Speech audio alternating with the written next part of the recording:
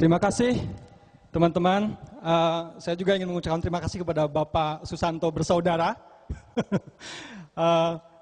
Makanya saya suka slot kedua ya. Kenapa? Karena biasanya pembicara pertama, basically hoster ya.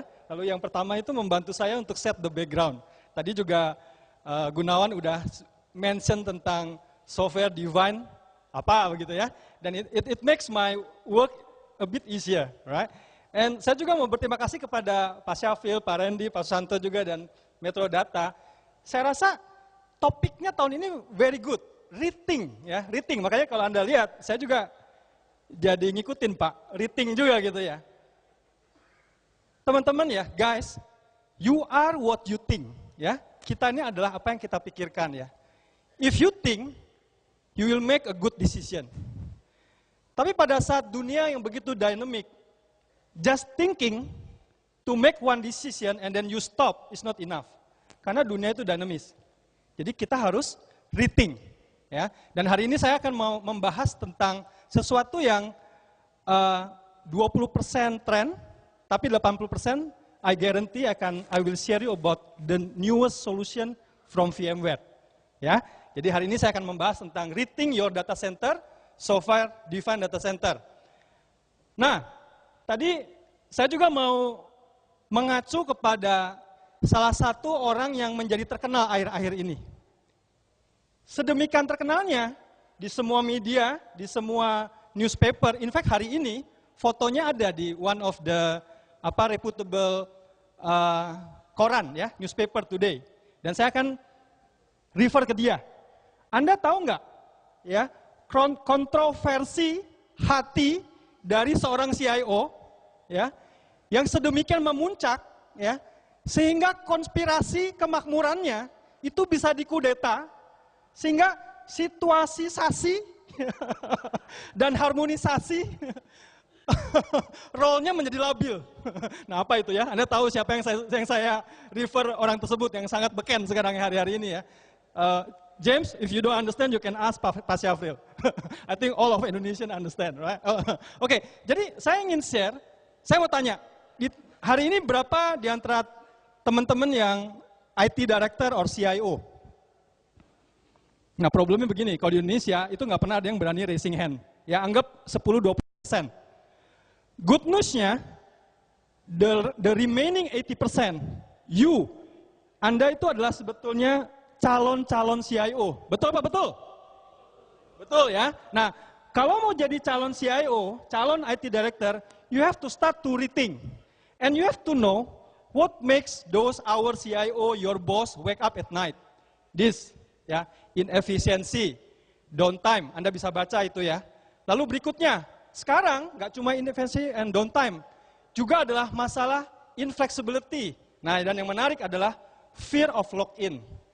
Takut kejebak, takut keperangkap dengan past IT decision.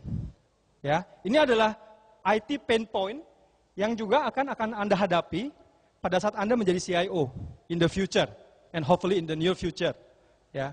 Dan hari ini saya ingin coba share what is VMware now. VMware, saya rasa Anda sudah mungkin bertemu dengan saya sudah 3 tahun, hampir 3 tahun, November saya akan 3 tahun di VMware, dan saya sudah tidak pernah lagi share tentang virtualisasi server. Tadi Gunawan juga sudah mention, ya, virtualisasi is a must now. Ya, virtualisasi server itu udah bukan tren lagi, udah terjadi, udah bukan sesuatu yang baru. And what's beyond virtualisasi server? Jadi what if the same principle, the same virtualization concept, we extend it beyond server. Ya, bagaimana kalau kita lakukan namanya virtualisasi, which is melakukan abstracting, ya, kita abstract dari hardware, kita pooling, lalu kita automate, ya, dan kita lakukan itu untuk the whole data center. Ya, the whole data center, enggak cuma server. Ya, dan seperti Bapak Ibu tahu, we have other component of data centers, which is basically not only compute power, but we are talking about storage, network, security policy, availability, right? And this is what software-defined data center means. Tadi Gunawan bilang bahwa sekarang segala sesuatu diawali dengan software-defined. dan jangan bingung. Nah, Anda berbahagia hari ini karena kalau Anda mendengarkan saya, at least Anda nggak akan bingung. Jadi nanti kalau ditanyain nggak seperti teman kita yang namanya V itu, ya ngomong software defined tapi nggak jelas itu maksudnya apa. Ya, jadi software defined data itu simple. Semua komponen dari data center, all component of data center, name it, not only compute power but also storage, network, will be virtualized, akan divirtualisasi, ya. Lalu akan di-delivered as a service, jadi seperti sebagai jasa, ya, dan akan dikontrol by software.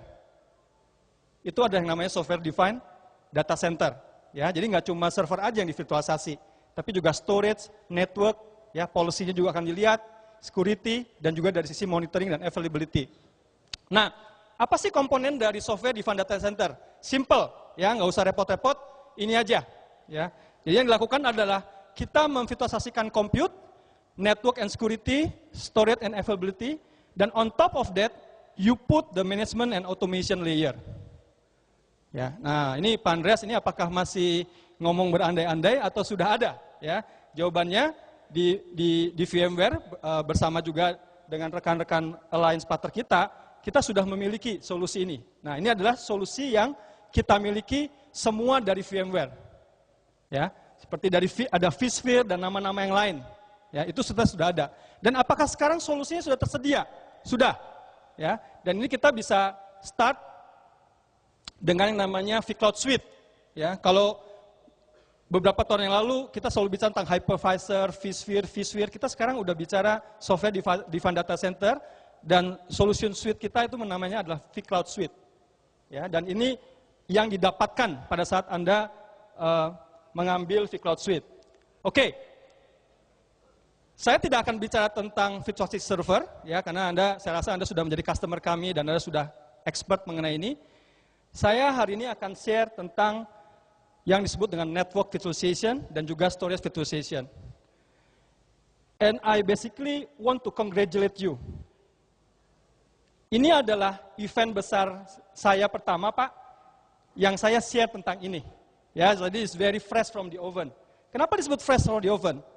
Baru 3 minggu yang lalu, ya, just in the last 3 weeks in end August, we just launched this product, this solution, itu di VMworld di San Francisco, US. Ya. Dan pada saat itu disaksikan oleh 23.000 orang. Ya. Dan hari ini, you are very lucky, karena Anda mungkin among the first in Indonesia yang mendengar hal ini.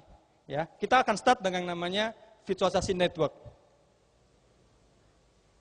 Oke, kenapa sih perlu ada network, kenapa sih perlu di-virtualize? Why we should virtualize the network? This is the fact. When you virtualize the compute power server, right? Anda dengan mudah provision your compute power. Dengan mudah Anda provision. Provision itu apa sih? Membuat gitu ya. Membuat virtual machine namanya. Mungkin dalam hitungan menit. Tapi pada akhirnya, user itu tidak mendapatkan semua ready, the whole data center dalam ukuran menit. Akan masih membutuhkan beberapa hari. Oh, Andreas, itu masih mending ya daripada dulu mungkin beberapa minggu ya.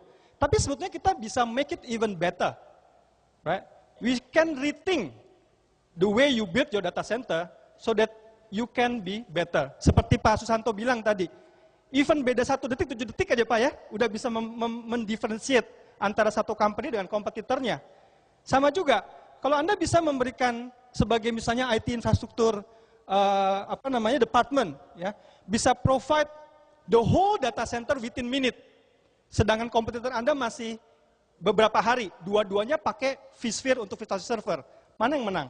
Mana yang lebih agile? Mana yang lebih fleksibel?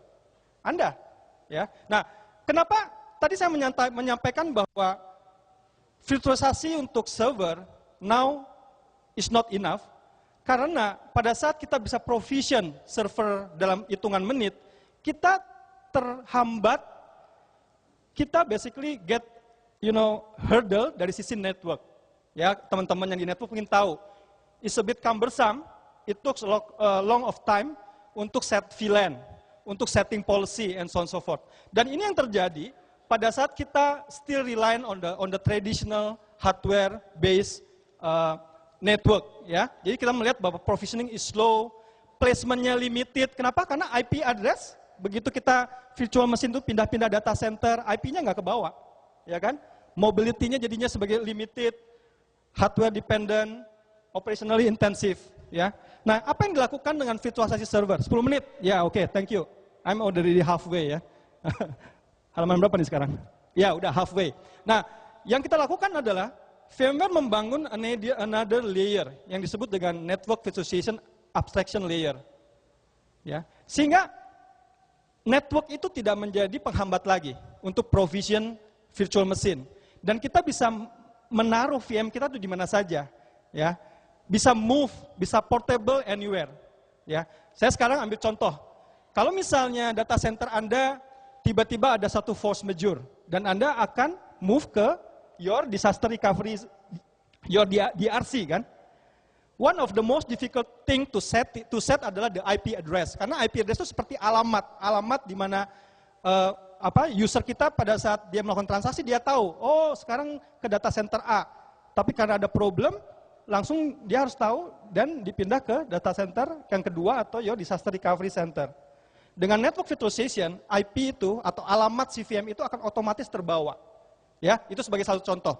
Lalu kita juga decouple sisi dari intelligence dan control dari hardware ke software. Jadi bukan berarti kita nggak butuh router atau switch lagi, ya kita tetap butuh, ya. Lalu bagaimanapun kita perlu itu. Tapi fungsi control dan fungsi intelligence-nya itu ditarik dari si router and switch, akan ditaruh dalam bentuk software, lalu ditaruh di server dan di virtualize. Ya, jadi itu yang konsep dari virtualisasi network. Dan kita kemarin baru launch yang namanya NSX. Gimana cara ngapalinnya? Gampang. Mungkin kalau teman-teman tahu, untuk platform virtualisasi server kita namanya apa? Produknya namanya vSphere, tapi platformnya namanya ESX. Pada tahu ya? Ya, ada beberapa yang ngangguk-ngangguk gitu ya. Nah ini simple, E-nya diganti N.